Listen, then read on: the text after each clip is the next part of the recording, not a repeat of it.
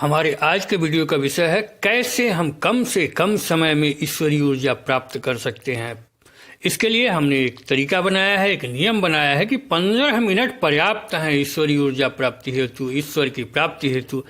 ईश्वरीय ऊर्जा की प्राप्ति प्रतिदिन के 15 मिनट के प्रयास में हो सकती है। यदि हम ऐसा कहते हैं तो लोगों को आश्चर्य हो सकता है कुछ लोग आलोचनात्मक भी हो जाएं, क्योंकि वर्षों बहुत तेरे लोग साधना करते रहते हैं, घंटों करते रहते हैं, किंतु परिणाम समझ में नहीं आता, फिर भी स्वयं को सिद्ध समझे हुए होते हैं।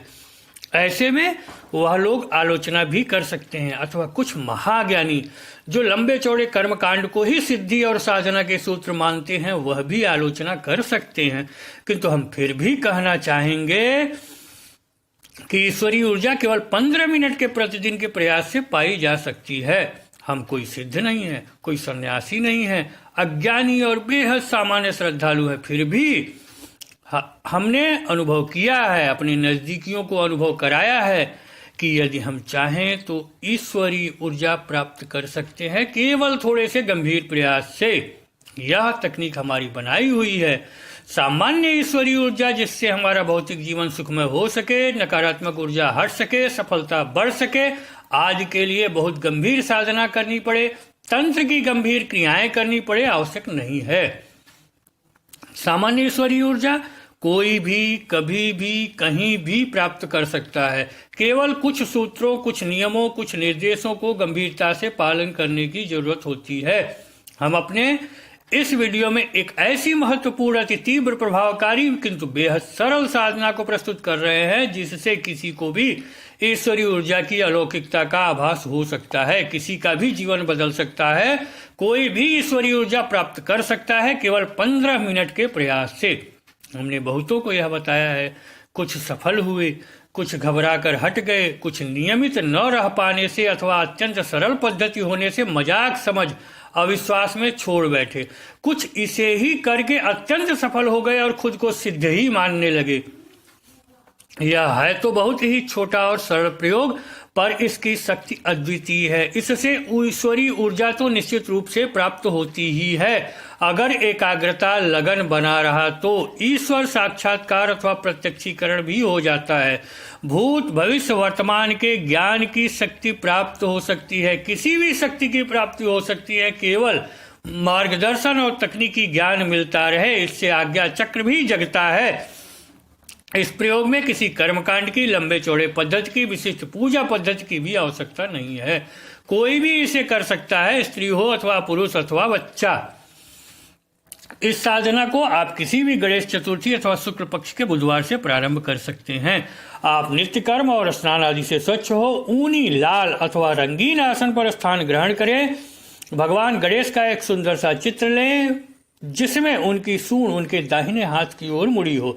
चित्र पहले से लाकर रखे रहें। इस चित्र को अपने पूजा स्थान पर स्थापित करें, फिर उनकी स्थापना करें। आप हाथ जोड़कर अपने ध्यान में गणेश जी को लाएं और फिर आंखें खोलकर कल्पना द्वारा उस काल्पनिक गणेश जी को धीरे धीरे लाकर चित्र में स्थापित कर दें और कल्पना करें कि गणेश जी ने आकर उस चित्र में अपने को समाहित कर लिया है। अब उनकी विधिवत पूजा कर दें। पूजा आपको रोज सुबह करनी है, किंतु चित्र स्थापना और गणपति की मानसिक प्रतिष्ठा चित्र में एक ही बार करनी है। पूजा में सिंदूर, लाल फूल और लौंग यथासंभव प्रतिदिन चढ़ाएं। पूजा करने के बाद आप उठ सकते हैं। इस समय इस स्थान पर अगर श्वेतार्क गणपति की भी स्थापना की जाए तो सफलता और बढ़ जाएगी। अब आपको दिन में किसी समय का एक निश्चित समय निश्चित करना है जब आप रोज नियमित उन्हें 15 मिनट का समय दे सकें। यह समय बिल्कुल एकांत का होना चाहिए, कोई आवाज अथवा विघ्न नहीं होना चाहिए। इसके लिए स्थान आपका शयन कक्ष भी हो सकता है अथवा पूजा स्थान अथवा कोई भी एकांत स्थान। यदि ब्रह्म मुहूर्त में इसे कर सके तो अति उत्तम है, अन्यथा आप इसे रात्रि में सोने के पूर्व भी कर सकते हैं। यद्यपि गणेश जी का समय ब्रह्म मुहूर्त ही होता है। जब आप समय निश्चित कर लें कि अमुक समय आप रोज साधना कर सकते हैं तो फिर उस समय और स्थान में परिवर्तन न हो, यह ध्यान दें।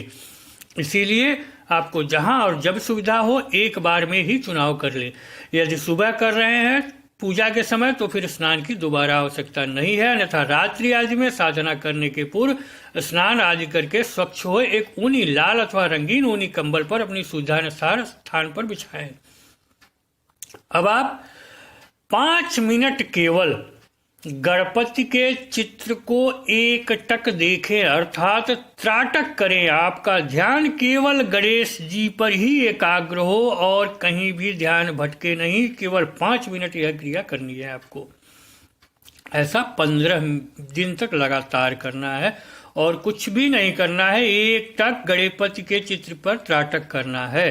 15 दिन बाद अपने सामने 2 फुट की दूरी पर एक स्टूल अथवा आंखों के बराबर ऊंची कोई ऐसी वस्तु रखें जिस पर दीपक रखा जा सके। अब एक घी का दीपक और अगरबत्ती जलाएं।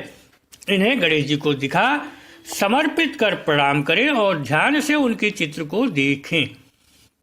अब उस दीपक को उठाकर अपने साधना स्थल पर लाकर स्टूल पर रखें। 2 अगरबत्ती जलाकर वहां लगाएं। अब आसन पर आराम से सुखासन में बैठ जाएं।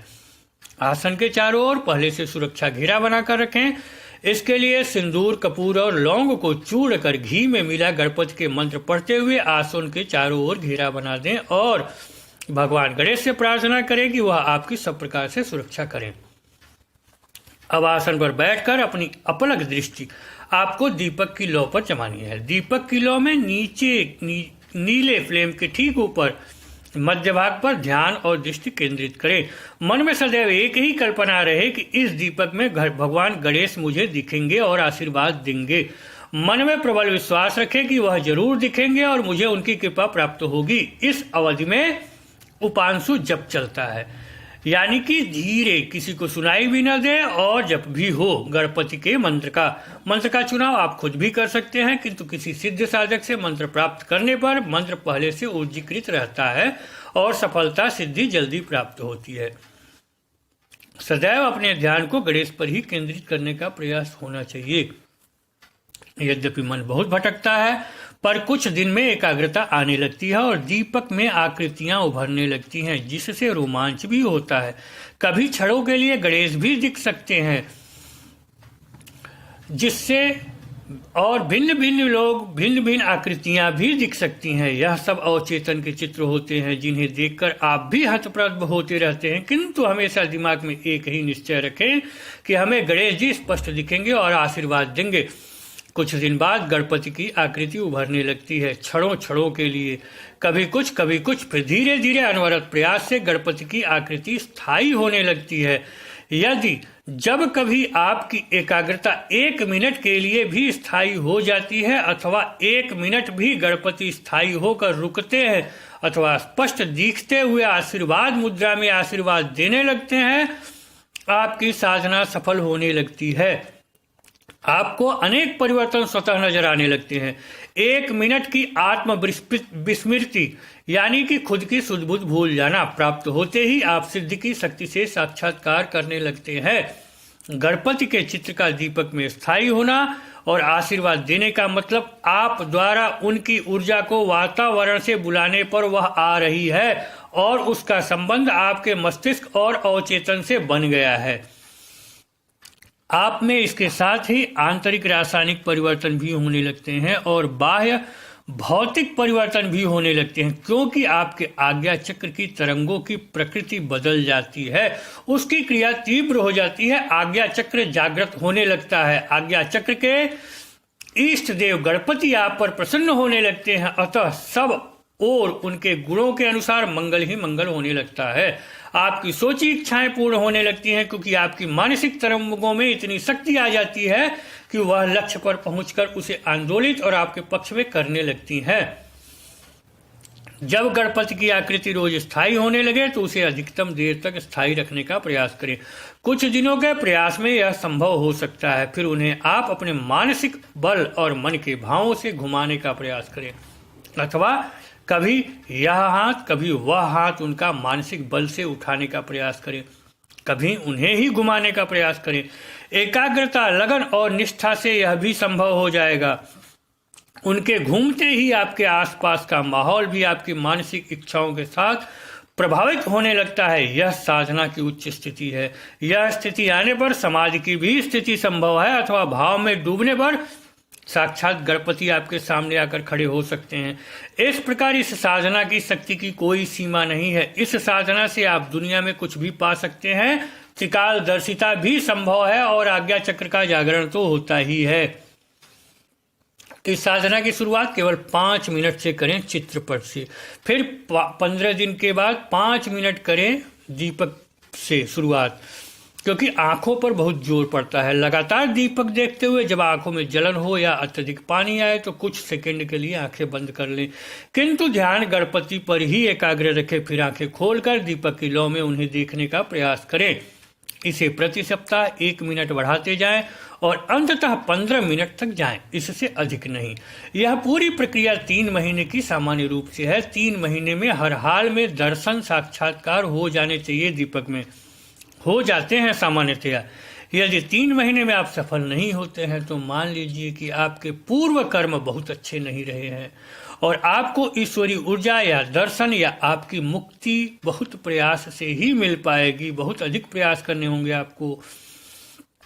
आप में भारी कमियां हैं, आप बहुत ही गंभीर नकारात्मकता से ग्रस्त हैं, फिर तो आपका कल्याण केवल गुरु के हाथों ही संभव हो सकता है। हमारे कुछ शिष्यों को इस प्रक्रिया में केवल 2-3 दिनों में ही सफलता मिली, कुछ को महीनों लगे हैं और कुछ को कभी कुछ सफलता मिली ही नहीं, जिन्हें बाद में दूसरे रास्ते हमको ले जाना पड़ा। पर अनुभव सबको अवश्य हुआ है। परिवर्तन सबके अंदर आता ही है। ऊर्जा का प्रभाव सब में दिखा है। आप इसे करके देखें और नीचे बता रहे हैं हम जो सावधानी और चेतावनी, उन पर ध्यान देते हुए साधना मार्ग पर अग्रसर हो। हमें पूरा विश्वास है आपका जीवन बदल जाएगा, आपको ईश्वरीय ऊर्जा का साक्षात्कार होगा। भले आपने कभी कोई साधना न की हो, भले आप साधक न हो, पर इससे आप साधक बन जाएंगे। और गंभीर प्रयास से सिद्ध भी एक विशेष व्यक्ति के इस शक्ति के प्राप्त होने पर इसके अनेकानेक प्रयोग हैं, जिससे आप अपने परिवार का, मित्रों का, लोगों का भला कर सकते हैं, उनके दुख दूर कर सकते हैं, जबकि आपका भला तो खुद ब खुद होता है। चेतावनी और विशेष जानकारी यह है कि यह साधना कोई भी कर सकता है, किंतु यह तांत्रिक साधना ही है। मूल तांत्रिक पद्धति क्लिष्ट और गुरुगम्य होती है, किंतु इसे कोई भी थोड़ी सावधानी से कर सकता है। साधना में साधित की जा रही शक्ति शिव परिवार की और सौम्य है। इनसे किसी प्रकार की हानि नहीं होती, किंतु परम सात्विक और उच्चतम सकारात्मक शक्ति होने से और दक्षिणावर्ती शून्य होने से, इनकी साधना से जब सकारात्मकता का संचार बढ़ता है तो आसपास और व्यक्ति में उपस्थित अथवा उससे जुड़ी नकारात्मक शक्तियों को कष्ट और तकलीफ होती है, उनकी ऊर्जा का क्षरण होता है, फलतः वह तीव्र प्रतिक्रिया करती है और साधक को विचलित करने के लिए उसे डराने अथवा बाधा उत्पन्न करने का प्रयास करती हैं। इस साधना को करते समय आपको कभी विचित्र अनुभव भी हो सकते हैं। कभी लग सकता है कि कोई आगे से चला गया, कोई पीछे से चला गया, कोई पीछे है या कमरे में कोई और है और कोई आसपास है। कभी अनापेक्षित घटनाएं भी संभव है। सबका उद्देश्य आपको विचलित करना होता है। यह सब गणेश नहीं करते, अपितु आपके आसपास की नकारात्मक शक्तियां करती है, जिससे आप साधना छोड़ दें। कभी कभी पूजा से भी दूसरी नकारात्मक शक्ति आकर्षित होती है। व्यक्ति के काम को बिगाड़ने और दिनचर्या प्रभावित करने का प्रयास भी यह नकारात्मक ऊर्जाएं कर सकती है। इसलिए यह अति आवश्यक है कि साधना की अवधि में साधक किसी उच्च सिद्ध साधक द्वारा बनाया हुआ शक्तिशाली यंत्र ताबीज अवश्य धारण करे, जिससे वह सुरक्षित रहे और साधना निर्विघ्न संपन्न करे। तीव्र प्रभावकारी साधना होने से प्रतिक्रिया भी तीव्र हो सकती है, अतः सुरक्षा भी तगड़ी होनी चाहिए। यह गंभीरता से ध्यान दें कि आप जो यंत्र ताबीज धारण कर रहे हैं वह वास्तव में उच्च शक्ति को सिद्ध किया हुआ साधक ही अपने हाथों से बनाए और अभिमंत्रित किए हुए हों, अन्यथा बाद में सामने खतरे या समस्या आने पर मुश्किल हो सकती है। सिद्ध अथवा साधक के यहाँ की भीड़ अथवा प्रचार से उनका चुनाव आपको गंभीर मुसीबत में डाल सकता है। यह साधना पूर्ण है, किंतु इसमें किसी भी प्रकार की त्रुटि होने अथवा समस्या मुसीबत आने पर हम जिम्मेदार नहीं होंगे। गुरु का मार्गदर्शन और समुचित सुरक्षा करना साधक की स्वयं की जिम्मेदारी होगी। हमारा उद्देश्य सरल सात्विक तंत्रोक्त साधना की जानकारी देना मात्र है। इस पद्धति को हमने खुद निर्मित किया है और यह हमारा खुद